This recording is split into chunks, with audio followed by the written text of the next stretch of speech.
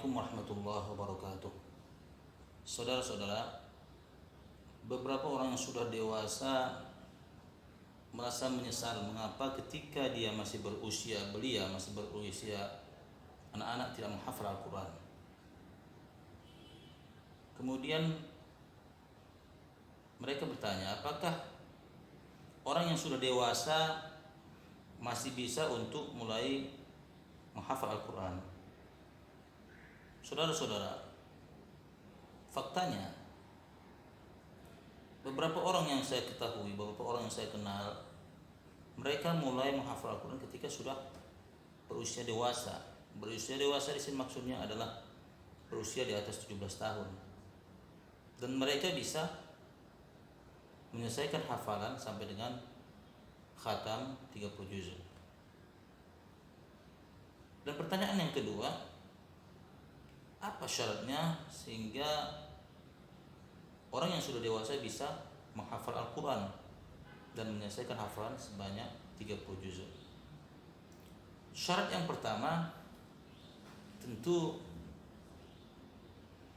bahwa bacaan Al-Quran harus sudah benar, dan ini adalah syarat yang umum, baik itu bagi orang dewasa maupun bagi anak-anak yang ingin menghafal Al-Quran. Bacaan harus sudah benar, harus sudah lancar, dan harus sudah baik. Karena kalau tidak, maka akan susah untuk menghafal Al-Quran.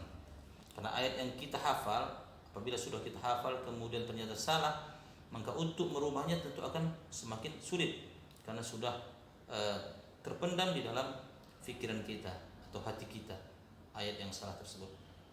Kemudian syarat yang kedua, yaitu harus memiliki niat atau kemauan yang kuat untuk menghafal Al-Quran. Karena menghafal Al-Quran di waktu dewasa ini tentu lebih sulit daripada di waktu anak-anak, di mana masih belum banyak hal-hal yang difikirkan.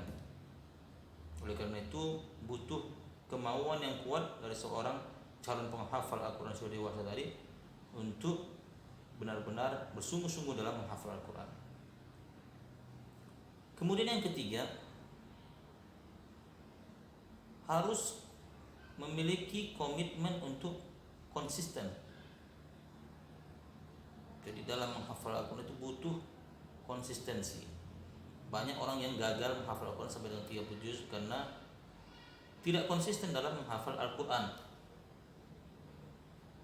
Hanya bersungguh-sungguh atau semangat di awal-awal. Dan ini adalah tantangan bagi penghafal Al-Quran, yaitu untuk konsisten setiap hari memenuhi target yang sudah ditetapkan dalam menghafal Al-Quran. Kemudian persyaratan yang keempat adalah yaitu bersedia meluangkan waktu untuk menghafal Al-Quran. Karena orang yang sudah dewasa biasanya sudah sangat sibuk, banyak kegiatan, apakah itu pekerjaan dan lain-lain. Maka dalam satu hari harus disediakan waktu-waktu tertentu untuk baik itu menambah hafalan atau mengulang hafalan. Dan itu harus konsisten setiap hari dilakukan.